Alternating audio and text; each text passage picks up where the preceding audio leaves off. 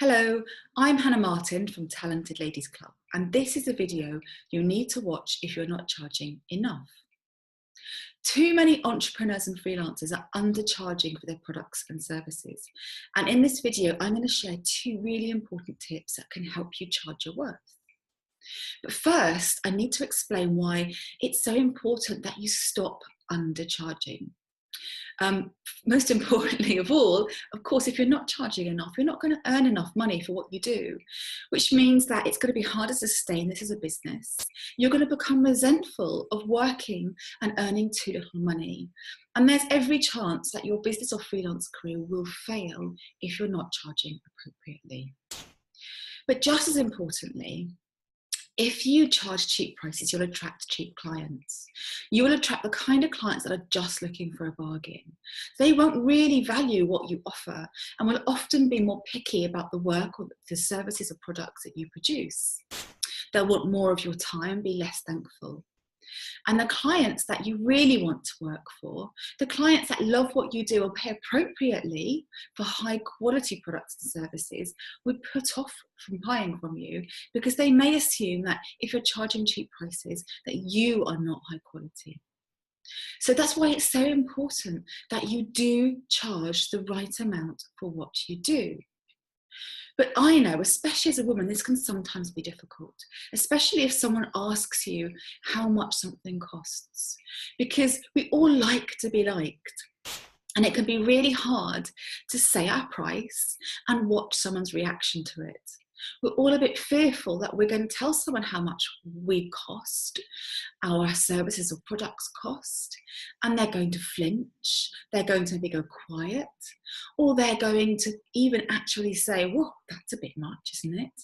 And then we'll feel like maybe they don't like us, or maybe that actually we're not really worth what we're trying to sell for. So as a result, it's more tempting to mentally quickly discount your price when someone asks you and come out with a cost that is actually below what you should be charging. So as I said, I've got two tips to help you avoid these situations and make sure you charge what you're actually worth. The first one is one that I often advise to freelancers. And that is, never be pushed into telling someone your price, either face to face or over the phone. And often clients will try and do this because they want to have some kind of reassurance. They're impatient, and upfront they want to know, even just a ballpark figure, how much you might cost. But in pressurizing you to do this, there is a risk, as I said, that you are going to either charge too little and tell them quite a low price because you want to please them and you want to remain viable in their eyes. You don't want them to discount you right now and put you out of the consideration. But also, you haven't really got a scope of work. So you may just say a price that you think it might be without looking properly at the full amount of work. And the danger here is if you say a low price and then you look at the work and actually realise there's more involved than you thought, and you come back with a higher price, they've already got an expectation. The client already thinks that you're going to charge something else. And when you come back with a higher price, you are less likely to get the work. So what I tend to recommend here is if you're a freelancer, and especially if you don't know the full scope of work, refuse politely to give someone a price on the phone or in a meeting, and just say that you want to look properly at the work and go away and give them a proper price. And don't let them draw you even into this ballpark thing of saying, oh, it might be £1,000 or it might be £100. Just say that you want to give them an accurate idea. And even if it's a ballpark at this stage, you really want to think about it properly before you come back to them. Then think really carefully about your email when you're emailing it to them, and make sure before you just give them a price that you include in there everything that price covers, so that you are outlining exactly what they're going to get for that money, and then tell them how much that is. Don't put words in it like sorry and it's going to cost this. Just state what you're going to do and state your price with confidence. And remember, there are going to be people out there who aren't your ideal client or aren't your ideal customer, and that's absolutely fine.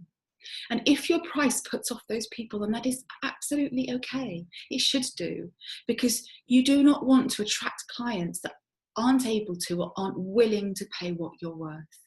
If you do fill your time with those people, you will not have the time to attract other clients who really will pay what you're worth. And cheap clients will go and tell their friends if they really like what you do, and you'll get more of the same. And you'll fill even more of your time up with these cheap clients. Do have the confidence to charge what you're worth and attract the right clients. Now, the second piece of advice I have for you is in a face-to-face meeting. So you might be in a position sometimes when you absolutely do want to or do have to tell someone how much you are going to charge. And this advice comes from Jess Lorimer that she gave in a webinar on our site. And this is, when you tell someone a price, you always start with your highest price. Now, you may have a number of different packages, a number of different options or services or products, but always start with the highest price product that is appropriate for this client or this situation. Then, when you say your price, you say nothing afterwards.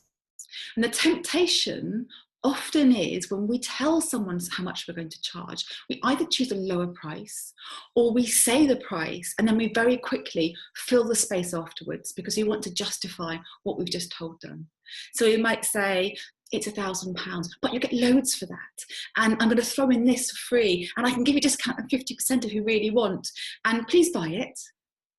And what you're doing there is you're not giving your client or customer time to process that price and time to think. And you're also putting doubts in their head as soon as you say the price. You're not putting the price out with confidence. You're not saying, here's what I'm worth, here's what I charge, you can take it or leave it. You are filling that gap with nervousness and discounts and justification that helps a client think actually that maybe that price isn't really what you're worth. And let's say you put that price out there, you pause, and then your client or customer returns with, it's a bit more than I was hoping to pay, or I'm not really sure that's right for me at the moment, as a kind of excuse, maybe because it's not right for them or they can't afford it. Then you can come back and say, that's okay. If you were interested, I also have, and then you give them another product or service and that price which is lower. And again, you pause afterwards. And again, if they don't like that or they don't think that's right for them, and if you have another alternative product, you can come in with that.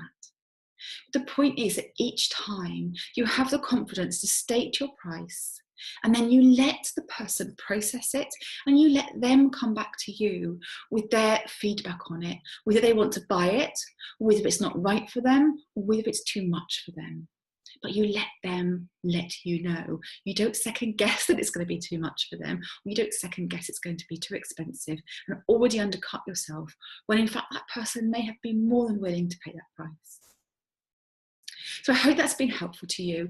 Please do follow these two pieces of advice because I know they work, and I really do want to make sure that you are charging the appropriate price for what you do, that you're attracting the right customers, and you love what you do because you're earning enough money from it. As always, please do join our Facebook group, the TLC Business Club, if you're a freelancer or business owner, and you'll find lots more advice and tips in that. Thank you very much.